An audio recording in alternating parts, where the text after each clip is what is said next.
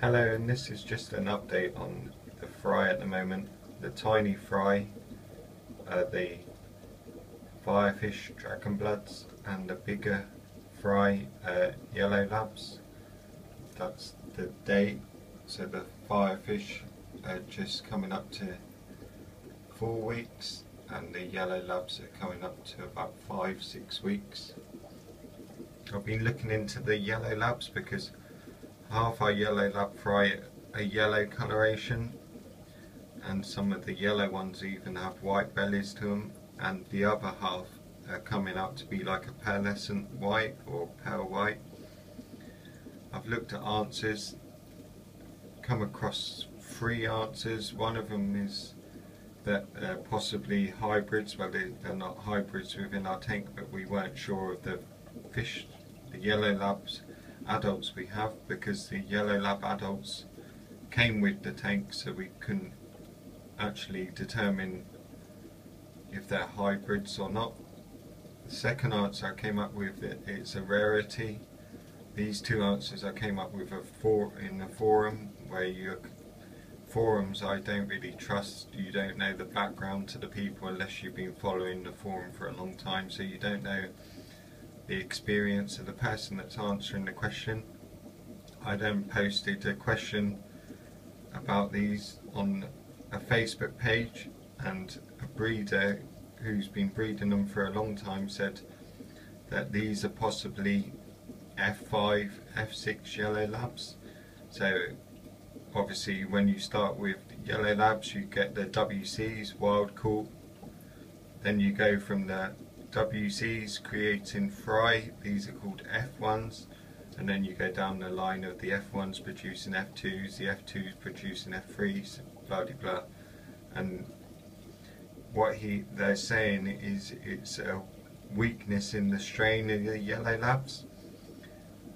They're kind of looking quite pretty to me, but that's going to be the end of our yellow labs that we're going to keep. We don't want to keep this, we're not going to be stripping any more females. We've got 2 other female yellow labs holding in our tank, but we were going to keep them, but now we've decided not to, and we're going to look into bringing new yellow labs into our tank to breed with the yellow labs we've got. So that's the update on our fry at the moment.